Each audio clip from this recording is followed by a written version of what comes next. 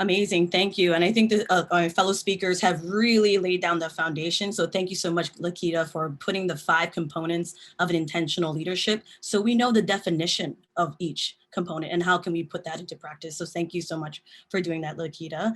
Diana, thank you so much for, as a veteran like yourself, how are you as a communication leader really driving a large corporation, and how your experiences through the pandemic has really led led the path, especially for an industry that has been significantly impacted. I'm a big fan of Alaska Airlines and everything that you do. So thank you so much. And your team. I've seen you all grow, and you are a staple within the Pacific Northwest. So thank you as a brand. So thank you so much for your leadership.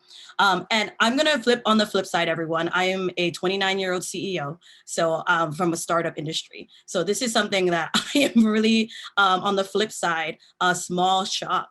Some of you may be really interested in working with startups, but the startup industry is a little bit different.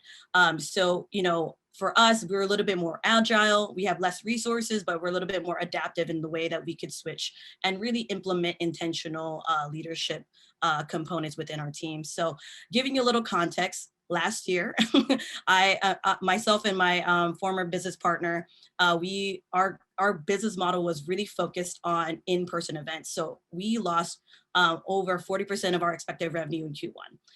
We were a startup by 2 women of color, first-time entrepreneur, and we were our backs were against the ropes here, and we had to act quickly. And we had a team of about 5 people, and we knew that we needed to act fast. And it was a really defining moment of, as a leader, what are you made of? How are you going to communicate not only to your team members, but to your community at large? As Diana said, it's like being able to communicate to your brand, your consumers, and that was a community of women of color. And who was number one greatly affected and impacted by the pandemic. Women of color lost over 100,000 jobs last year, and it was a really big moment in time. But it was an opportunity, right? Even when you bring up a challenge, this is an opportunity to really show what leadership looks like, especially when you come from, as a young Indigenous leader as myself. And what on our end as a small startup, we also worked with over a dozen companies, which is usually tech companies that the suspected people within Seattle. So we really learned through our sponsors as well. And throughout the entire pandemic, we really learned that 83% of executives surveyed that remote work had been successful for their organizations. So 83% have said that remote work has been successful for their teams, and including ourselves. Right now, employees are actually more productive than they are in the office. And that is something that has truly shifted the way that we think and see how we do work every day. So 83%. So we know that workplace flexibility, working remotely will definitely be a part of company culture, of corporate culture moving forward. And also a survey conducted by SHRM, 41% of workers are experiencing burnout and Zoom fatigue. If you are experiencing this and you're on this call right now, thank you so much for joining us. I understand how it can be. So knowing that employees and like myself, especially myself, experiencing Zoom fatigue and knowing where your worker is at, they're actually increasing productivity, but also they're experiencing burnout like never before. So the things that I've implemented in terms of intentional leadership was leading by example.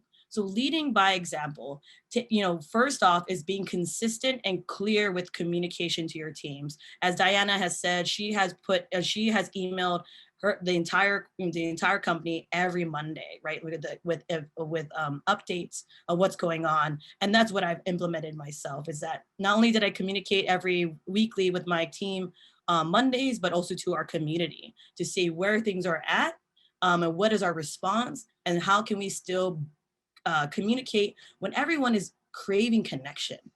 People are creating direction, leadership. And so that's what we implemented, is like clear and consistent communication to our community and our team. Second would be taking time off. This was I think this is really for a lot of employees where they feel that, we have these benefits of taking time off, taking vacation, and people are wary because a lot of employees are apprehensive of losing their jobs. And they say, oh, if I take time off for myself, does that indicate to my manager that I'm lazy or I'm not, dedicated to my job? But as a leader, is to show your employees that these are some of the benefits that we provide, and this is what we stand for. So if you are a leader, is to show, take advantage and show your employees that, hey, I'm taking time off. It's okay to take time off, and leading by example through that. Especially too, if you're taking off like maternity leave also. So showing that your employees that it's okay to do that, and leading by example. Three for myself is to honoring people's personal time. As a leader, I have definitely implemented a time where I do not answer emails after 6 p.m. I do not take texts or phone calls, and that is consistent throughout since last March. And telling my employees that I can only contact you from this time, and everything else will be the morning next. So people and your employees and your team can understand, hey, these are the boundaries that you hold. We're not going to have you extend yourself afterwards. We understand that people have personal lives, families to take care of, etc. So leading by example, by honoring people's personal times, and not answering texts. But I know that also with the lens, everyone, that I'm a startup. So knowing that I'm afforded to do that, right? I'm afforded to have those boundaries, and lead by example to that. So I want everybody, it would be irresponsible for me to say that across the board. So I want to let everybody know it's because we have a small shop, and I'm a startup. Second is consistently and taking and giving feedback. So really intentionally creating one-on-ones and an open door policy for your employees to check in, and really figuring out like what are some of the pain points, what are the struggles, what are they looking for, right? Like what are they looking for? Is it more time on projects? Is it more time to build community with one another, and consistently showing up for them? And I think really thinking about how can you create a trust? How can you create a form of team building? And it is the 101s. And so because we know that the pandemic has forced us to, our needs and wants are different every month, every week. Actually, things were changing every week, especially with the Black Lives Matter, and how can we support our communities? So consistently taking and giving feedback. For instance, there is a company called Remitly. It's a startup here in Seattle, Washington. They were finding out through surveys that their employees were actually struggling with paying their bills. Like some of them were struggling with paying their bills, and what they implemented and changed was that they actually paid their employees every week instead of biweekly.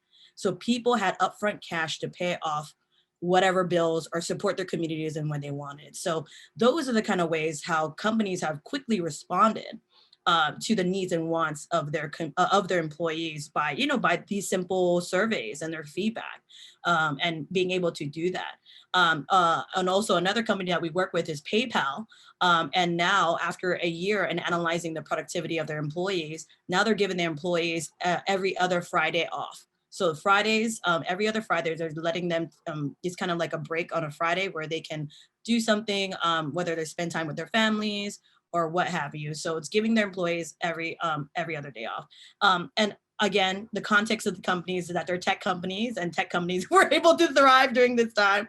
So understanding that there's going to be companies who have more resources to do these things and implement these things. So again, but if you have the resources to do so, that's how companies have been able to adapt and take feedback, and implement something really quickly. So that's the second part of consistently taking and giving feedback.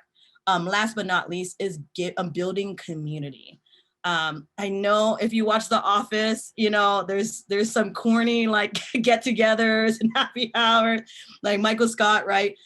So building community is much more than that, right? It's authentic relationships, intentionality. How do you make it fun? And that's a part of taking their feedback and taking your employees' feedback. Sometimes maybe they don't want to meet every Friday for a Zoom happy hour. Maybe they want to do it another way, right? So like ask your employees, how do they want to come together as a community? What do they want to talk about? So really taking to account how would they like to be gathering at this moment, because we all know we've been on Zoom many of times. So figuring out creative ways to build community with one another is really important, and that transforms right into synergy, right, and productivity of each team. And so companies like ourselves, but also like a lot of tech companies have really mastered ways of how to build community with other employees. And it is sometimes Zoom happy hours, or it's playing a game, or being a part of an event that a company is, another organization is holding, giving career development or personal development opportunities to your employees is something that really helps as well. So if you don't want to do something that's company hosted, you can do something that your employees can also participate in something that an organization is hosting. And so building community, those are the different ways that I see that have been creative, but also effective and impactful. And now a lot of these companies, their employees are wanting to stay, they're not moving from different jobs to jobs. So number one is leading by example, consistently taking and giving feedback, and three, building community. And so those are the ways that I've done it. Just like Diana said, we also fully pivoted our company. We had everything virtually. We switched into a digital tech forward company. We made a lot of mistakes, but we also learned a lot. And we wouldn't have learned if we weren't forced to learn.